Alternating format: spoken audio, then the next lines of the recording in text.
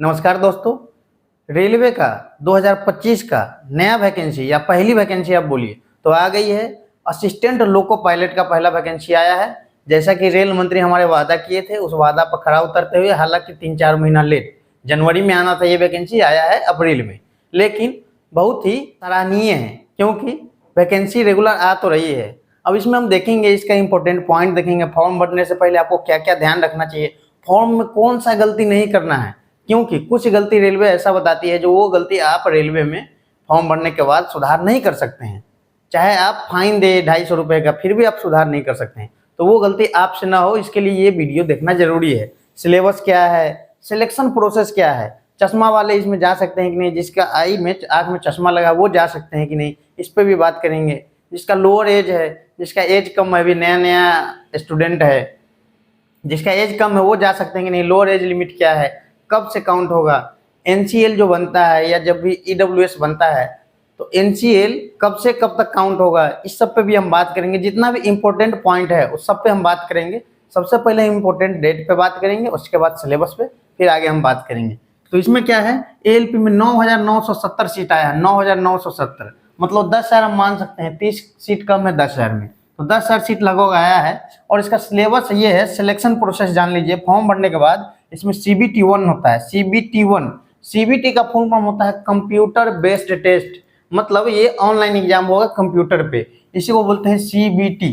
तो ये पहला CBT वो होगा। तो ये होगा 20 number math, 20 number general science, 40 हो गया, और 25 नंबर रीजनिंग, 65 हो गया। 10 नंबर में है जनरल अवेयरनेस या करंट अफेयर, आपको इसको बोल सकते हैं। इसमें 60 मिनट का रहेगा। और कितना क्वेश्चन टोटल हो गया हमारा, 75 हो गया। तो ये 75 जो क्वेश्चन पूछा जाएगा CBT1 में, ये सिर्फ छटनी करने के लिए है, मेरिट डिसाइड करने में इसका योगदान नहीं है। CBT2 कौन कौन देगा, इसके लिए CBT1 लिया जाता है, मतलब भीड़ कम करने के लिए CBT1 लिया जाता है। CBT1 में आपका सिलेक्शन हो गया, इसका मतलब ये नहीं आपका जॉब हो गया, लेकिन CBT1 में जिसका सिलेक्शन हो जाएगा वो CBT2 देंगे। तो CBT1 में कितने स्टूडेंट का सिलेक्शन होगा, तो जितना सीट है उसका 15 गुना। 15 गुना मतलब लगभग 15 को 10,000 से गुना कर दिए तो लगभग 1.5 लाख। तो 15 गुना स्टूडेंट का सिलेक्शन होगा CBT1 में। और इसका एग्जाम होगा CBT2, जो यहाँ से पास कर लिए उसी का होगा CBT2। CBT2 में 2 एग्जाम होगा। कौन कौन 2 एग्जाम होगा देखिए, CBT2 में 2 एग्जाम कौन कौन होगा देखिए, एक होगा CBT2, एक होगा ट्रेड।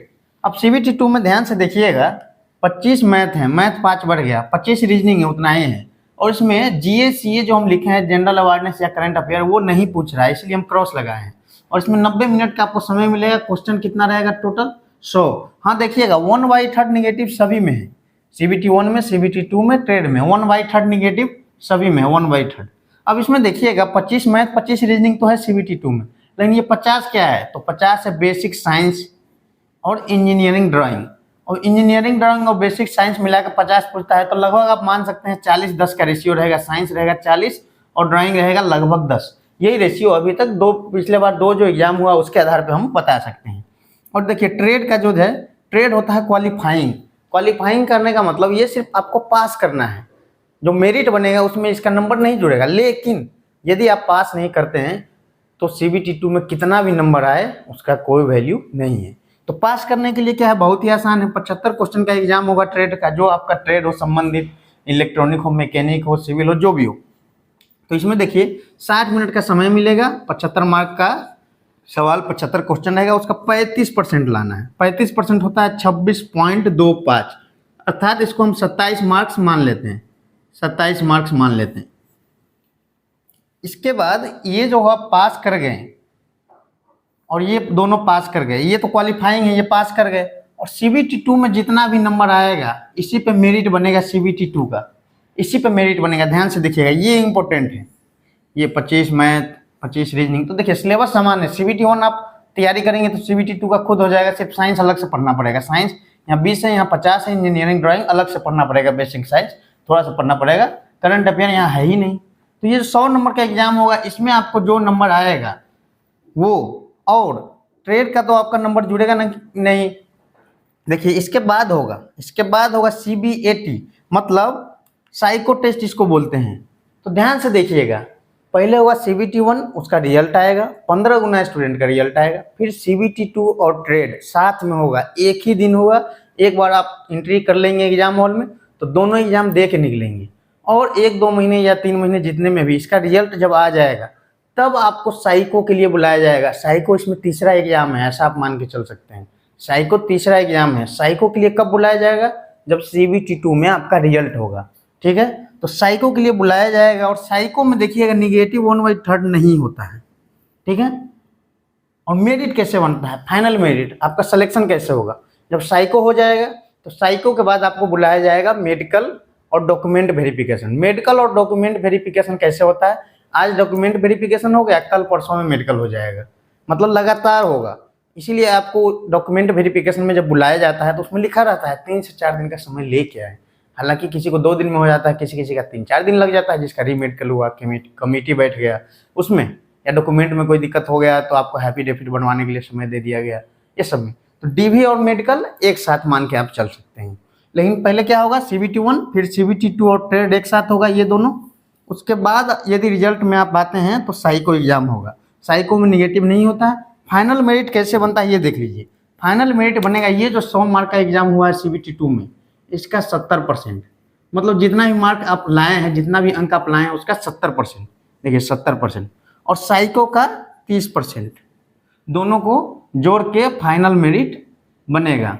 फाइनल मेरिट बनेगा, और फाइनल मेरिट के बाद सिलेक्शन होगा। तो सिलेक्शन प्रोसेस आप लोग समझ गए। इसके बाद हम चलते हैं अन्य पहलू पर, जो मेन पहलू है उस पर हम चलते हैं। वो भी इम्पोर्टेंट पॉइंट है, उसको हम एक साथ देख लेते हैं। जैसे important date, age, medical standard, संशोधन क्या आप कर सकते हैं, हस्ताक्षर कैसे करना है, फोटो कैसे देना है, NCL EWS क्या है मामला, जॉब वाले क्या ध्यान रखें, क्वालिफिकेशन क्या है, सैलरी क्या है, इस सब पे अभी हम थोड़ा चर्चा कर देते हैं। सिलेबस में हम चर्चा ऑलरेडी कर चुके हैं। तो देखिए ये डेट क्या है? 12 अप्रैल से फॉर्म भरना स्टार्ट है, मतलब आज से, और 11 मई लास्ट डेट है 2025। 500 रुपया फॉर्म भरने का चार्ज है नॉर्मल स्टूडेंट को। जिन्हें आरक्षण है उन्हें 250 रुपये कुछ लोगों को लेंगे। 250 और 500 के बगल में कुछ लिखा है, देखिए जिसको 500 लगा है वो एग्जाम देने के बाद उसका 400 रिफंड हो जाएगा। जिसका 250 लगा है एग्जाम देने के बाद 250 रिफंड हो जाएगा। CBT 1 यदि आप दे देते हैं तो आपका पैसा रिफंड हो जाएगा। ऐसा इसलिए रखा जाता है, बहुत लोग फॉर्म भर के एग्जाम देने नहीं आते हैं और रेलवे को इससे परेशानी होता है। रेलवे का कहना है यदि आप फॉर्म भरे हैं तो एग्जाम दीजिए, हमें उतना ही व्यवस्था करना पड़ेगा जितना आप लोग फॉर्म भरे हैं। यदि आप फॉर्म भर के एग्जाम नहीं देते तो आपका पैसा रिटर्न नहीं होगा, और एग्जाम देते हैं तो आपका पैसा रिटर्न हो जाएगा। एज है मिनिमम 18 साल होना चाहिए और मैक्सिमम 30 साल, बिना कोई आरक्षण के। यदि आरक्षण है जैसे OBC को 3 साल है, SC ST को 5 साल है, वैसे ही एक्स आर्मी को आरक्षण है। तो आरक्षण का बात हम नहीं कर रहे हैं यहाँ पे, वो देख लीजिएगा, अभी हम स्क्रीन पे यहाँ लगा देंगे। 18 साल मिनिमम और 30 साल मैक्सिमम। तो ये काउंट कब से होगा, 30 साल कब पूरा हो रहा है ये देखा जाएगा। तो ये देखने के लिए 1 जुलाई 2025 को आपका एज यदि 18 साल पूरा हो रहा है तो फॉर्म भरिए, और 30 साल से ऊपर जा रहा है तो फॉर्म नहीं भरिए। और मिनिमम एज इसी से देखिए, मिनिमम एज कब निकल जाएगा, मतलब 18 साल किसका होगा? 1 जुलाई 2007 के पहले जिसका डेट ऑफ बर्थ है या यहाँ तक है तो वो फॉर्म भर सकते हैं। इसके बाद जिसका भी डेट ऑफ बर्थ है इसके बाद वो फॉर्म नहीं भर सकते हैं। ध्यान से देख लीजिए, 1 जुलाई 2007 मतलब 1/7/2025 तक जिसका 18 साल नहीं पूरा हुआ वो फॉर्म नहीं भर सकते हैं। ये दोनों बात एक ही है। मेडिकल स्टैंडर्ड A1 है। A1 में क्या क्या होता है अभी हम ब्रीफ में यहाँ बता देते हैं, डिटेल में एक अलग वीडियो में बताएंगे। A1 मेडिकल, रेलवे द्वारा जो मेडिकल स्टैंडर्ड है, A1 है, A2 है, A3 है, B1 है, B2 है, C1 है, C2 है, इतना मेडिकल स्टैंडर्ड, उसमें से सबसे टॉप का मेडिकल स्टैंडर्ड क्या है? A1। A1 में आपका आँख 6/6 होना चाहिए बिना चश्मे के, दूरी नज़दीकी होना चाहिए 0.6, दोनों आँख का बात हम कर रहे हैं, एक आँख का बात नहीं करें। बाइनोकुलर टेस्ट होगा, कलर विजन टेस्ट होगा, और भी तमाम सारे टेस्ट होंगे।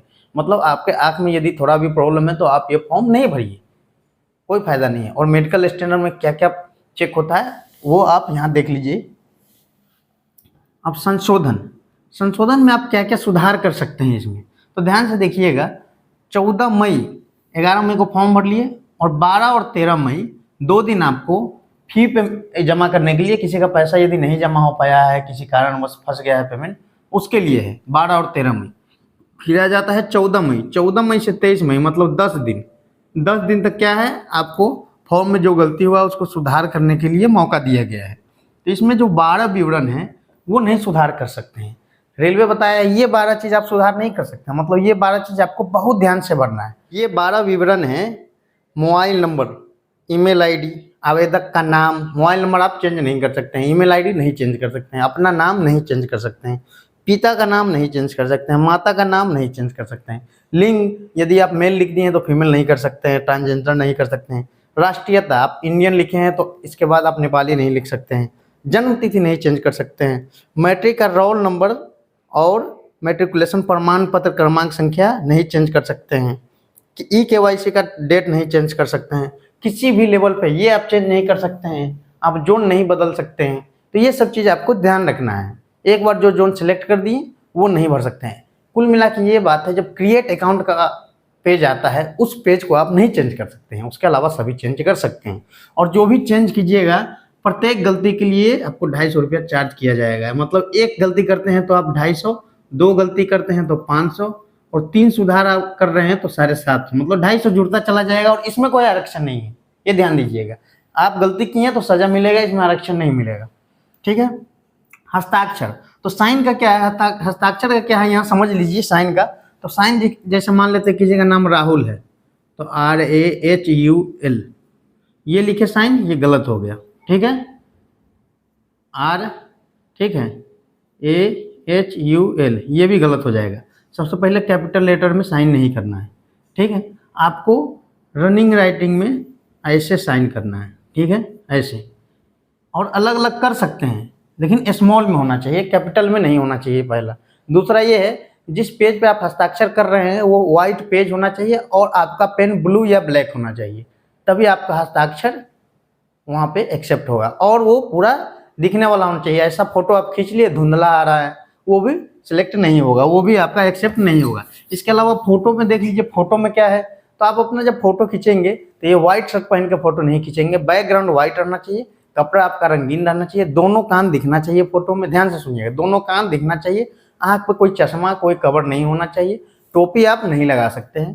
तो आँख दोनों दिखना चाहिए, दोनों कान दिखना चाहिए, ये दोनों कंधा, ये इसके नीचे नहीं दिखे कोई बात नहीं, ये दोनों कंधा दिखना चाहिए, टोपी आपको नहीं पहनना है, चश्मा नहीं पहनना है, बैकग्राउंड व्हाइट रहेगा फोटो खिंचाते समय, शर्ट आपका रंगीन रहेगा, व्हाइट नहीं रहेगा, क्योंकि व्हाइट बैकग्राउंड पे व्हाइट शर्ट रहेगा तो फोटो का ये सब आपको देखने में दिक्कत होगा। तो ये फोटो में आप ध्यान रखेंगे तो आपका कभी भी रिजेक्ट नहीं होगा। और जो भी आप फोटो खिंचवाएंगे कोशिश कीजिएगा 6 से 8 फोटो निकलवा ले, क्योंकि 6 फोटो आप निकलवा लेते हैं तो DV में भी आपका उसी फोटो से काम चल जाएगा। अब आगे देखिए, आगे है NCL EWS। तो बहुत लोगों का सवाल होता है कि NCL EWS, जैसे कोई नन क्रीमी लेयर में आज तक आ रहा है लेकिन अगले साल उसका सैलरी बढ़ रहा है, हो सकता है 3 महीने के बाद वो नन क्रीमी लेयर में ना आके क्रीमी लेयर में आ जाए, तो उसके लिए क्या है, या EWS में आज आ रहा है लेकिन हो सकता है 6 महीने के बाद उसका संपत्ति बढ़ गया और EWS से बाहर हो गया, DV के समय वो EWS से बाहर है या DV के समय वो NCL से बाहर है, उसका क्या होगा। तो उसके लिए देखिए नोटिफिकेशन में साफ साफ लिखा है कि आप 11 मई 2025 तक, मतलब उसमें ये लिखा गया है अंतिम तिथि, तो अंतिम तिथि तो यही है फॉर्म भरने का। यदि फॉर्म भरने का ये तिथि बढ़ता है तो यहाँ भी ये बढ़ जाएगा। अंतिम तिथि तक आप NCL या EWS में आना चाहिए। अंतिम तिथि का मतलब 11 मई 2025 तक यदि आप NCL के दावेदार हैं तो आपको कोई दिक्कत नहीं होगा DV में, चाहे DV के समय आप NCL से बाहर ही क्यों ना हो, ये लिखा है। ठीक है, ये समझ लिए। जॉब वाले को क्या ध्यान रखना है, तो जॉब वाले को ये ध्यान रखना है कि इसमें लिखा है नोटिफिकेशन में, हम पूरा नोटिफिकेशन अभी पढ़े हैं। जॉब वाले को ध्यान ये रखना है, जब आपका DV होगा डॉक्यूमेंट वेरिफिकेशन, तो आपको उस समय NOC देना होगा, नो ऑब्जेक्शन सर्टिफिकेट, NOC। जहाँ आप जॉब कर रहे हैं, प्राइवेट में सरकारी में जहाँ भी, वहाँ से आप NOC लेके यहाँ देंगे। ठीक है, और यदि जॉब कर रहे हैं खासकर जो सरकारी है या जो भी है, प्राइवेट में भी जो लिमिटेड है जो रजिस्टर्ड है, वहाँ पे आप फॉर्म भरते समय जॉब में यस करेंगे, नो नहीं करेंगे, यस करेंगे और NOC मिल जाएगा। जिसका NOC नहीं मिलेगा वो रिजाइन दे के NOC लेंगे, NOC मिल जाता है, घबराना नहीं है, DV के समय NOC आपको मिल जाएगा। तो इसीलिए यस भरना है, उसमें गलती से भी नो नहीं भरना है, रेलवे को धोखा नहीं देना है। ठीक है, ये हो गया। अब सैलरी का बात करते हैं, इसके बाद हम क्वालिफिकेशन का बात करेंगे। सैलरी इसमें है 19,900 बेसिक पेमेंट है, तो DA है, TA है, ओवर टाइम है, सब कुछ है, लेकिन हम आपको शुरुआती सैलरी बता देते हैं शुरुआती सैलरी शहर के ऊपर एचआरए डिपेंड करता है, तो इसीलिए 30,000 से लेके 35-36,000 तक सैलरी रहेगा। आप 32-33,000 एवरेज मान सकते हैं। और इसमें जब आपका रनिंग स्टार्ट हो जाएगा तो इसमें माइलेज मिलता है, ओटी मिलता है, नाइट मिलता है, तो आपका सैलरी बढ़ जाएगा। वही फिलहाल इतना सैलरी मिलेगा, ठीक है। छुट्टी अच्छा खासा आपका मिल जाएगा, छुट्टी में विशेष दिक्कत नहीं होगा, थोड़ा बहुत दिक्कत होगा, ठीक है। और यहाँ पे क्वालिफिकेशन में आईटीआई है, आईटीआई 2 साल का है। तो आईटीआई में सब ट्रेड नहीं है, जो भी ट्रेड है अभी हम यहाँ पे फोटो लगा देते हैं, देख लीजिए और इसका स्क्रीनशॉट ले लीजिए। आईटीआई है तो 2 साल का लगभग ट्रेड है, जैसे आईटीई ये सब नहीं है, इसमें डिप्लोमा है, बीटेक है, और क्या क्या इसमें ट्रेड है, यही वाला ट्रेड में आप डिप्लोमा किए हैं और बीटेक किए हैं तो आप फॉर्म भरने के लिए एलिजिबल है। अब वीडियो समाप्त हुआ, आप लोग अच्छे से तैयारी कीजिए, शुभकामनाएं और बहुत बहुत धन्यवाद।